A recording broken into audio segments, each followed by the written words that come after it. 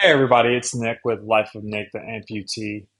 Um, so one of the things that I kind of want to talk to you guys about is what it's like being a newer amputee. I had my amputation surgery February 9th of this year of 2024, and I do a lot of things that I don't think that people are like really used to.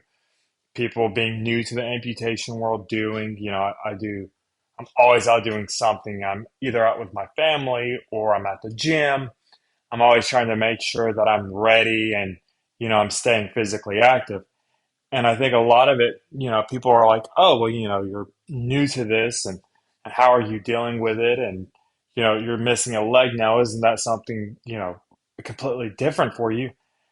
And I mentioned that I had a ankle fusion surgery that didn't last, but for about 3 months. Well, that surgery actually happened February 14th of 2022. And,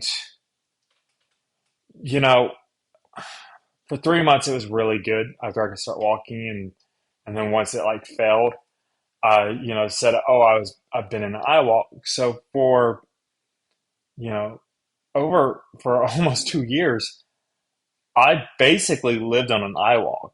I didn't have full use of my ankle or my foot. So, for me nowadays, I actually I get around better. I'm, you know, a lot more active in a lot of ways because I'm not constantly dealing with the pain that, I was dealing with that fusion.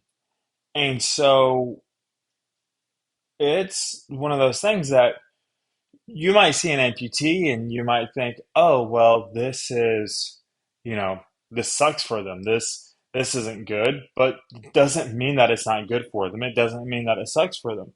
Most of the amputees that I've come across with, whether it be talking to or, however it may be, they tend to have pretty good senses of humor. I'm constantly making jokes on myself. I've given my nub his own personality.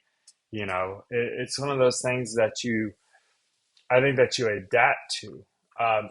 And I think for a lot of people, you adapt to injuries different ways. So you have your mental adaptation, then you have your physical adaptation. And, you know, with limb loss, you have the mourning period, where you're missing your leg or you're missing that body part, whatever it might be. And fortunately, I had my mourning period in 2019. And so now for me, it feels like, I'm finally getting my life back to more on track. And really, a lot of people, their first reaction to me is, "Oh, let me help you. Oh, this sucks, and oh, you just have it hard, and this and that." And I'm like, I really don't feel like I have it that hard. I feel like I had it harder when I, first went through this. But after doing the research and after doing everything, I feel like things are a lot better for me now than they were, back then. And even a couple of months ago when it was hard for me to get around them. And, I have a 2.5-year-old son, and people, their first reaction is, well, if he's crying in the middle of the night or, something happens, you can't just jump up to go get him. And I wasn't able to do that anyways.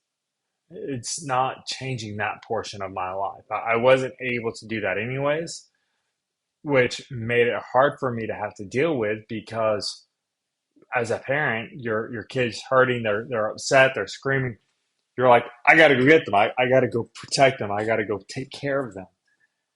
And okay, things might change a little bit, but the truth is once my, incision, heals up and I can use an eye walk again, it'll basically be the same thing where if he's crying, I stand up, I strap my eye walk on, and I walk over to him. Right now, I'm basically in a wheelchair or on arm crutches for the simple fact that I can't put weight on this nub because of the incision. But once I'm cleared to do it and I can start walking around and I walk again, I'll get around just about as good as everybody else does. I mean, I could do more on my eye walk than a lot of people could do with two good legs. And I'm not trying to boast on myself, but I did a 5K uh, marathon or a little 5K that we have where I'm from. Every year we do what they call the Fuzz Run. I'm from Covington, Georgia. If you guys don't know where that is, this is sound really bad. So we have a huge tourism industry in my hometown. Um, if you ever watched The Vampire Diaries, Covington, Georgia is Mystic Falls, Virginia, where it is. So we're constantly getting people from The Vampire Diaries here. They also filmed the first season of the original Dukes of Hazards, In the Heat of the Night, which is the old show as well. Uh, Cannonball Run was filmed here. Remember the Titans was filmed here. I think Sweet Magnolias is a new show, or it's a series that's on Netflix or something like that that they film here.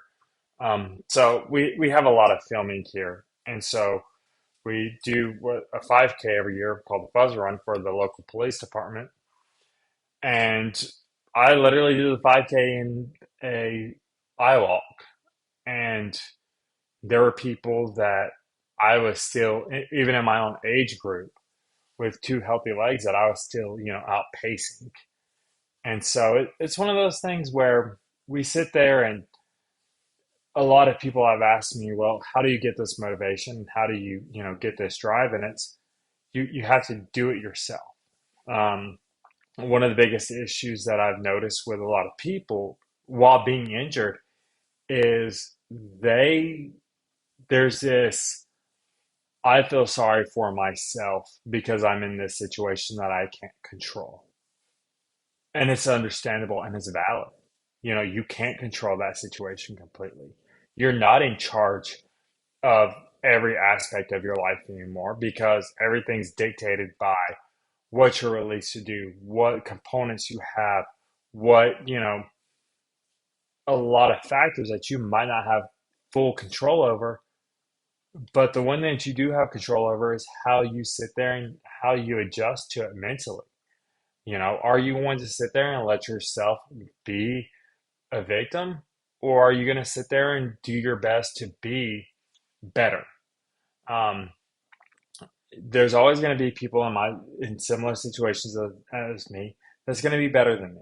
I'm not going to be able to be the number one constantly in my situation, and that's okay. Because I know that as long as I strive and I do what I need to do, there are people that I'm going to surpass because I have that motivation and dedication. And I'm a full believer in the fact of motivation plus dedication can equal inspiration. And sometimes you have to be your own inspiration. Sometimes you have to sit there and say, look, I know where I came from. I know what I want to be. Before my accident, I weighed 340 pounds.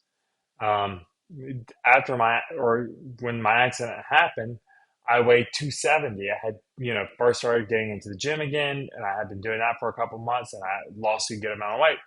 And now I sit about 163. And that's, where I try to be at, and because it's a healthy level for me, and I feel more energetic, and I feel like I can tell I've been active. So it's one of those things of I know what's better for me because I live in my body, but I also have to remember and I have to remind myself that to be here takes work. It takes that idea that a lot of the mornings I do. I just sometimes want to sit there and say, hey, I don't want to get up. I mean, anybody that has a job has that understanding of, I don't want to go in today. I don't want to do this today. I just don't want to have to deal with it today.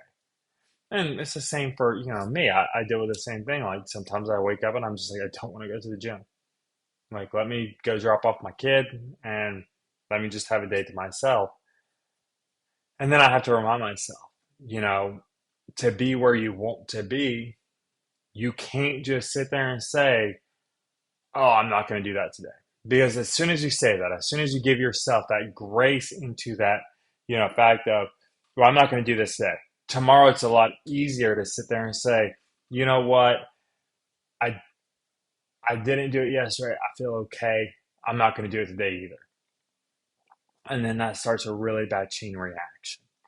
So one of the biggest things I try to remind people is if you put yourself out there to do better into the world, you're going to help somebody. One of my favorite things at the gym is people see me and they come up to me and they'll be like, man, I see you doing this and I see you doing that. And I know that if it's, a random day throughout the week and I don't feel like coming, I know that you're here. So I had to come just so I can be like, he didn't outdo me. And that makes me feel good because I know that people are, pushing themselves and I'm an inspiration for them and they're wanting to put themselves further into it.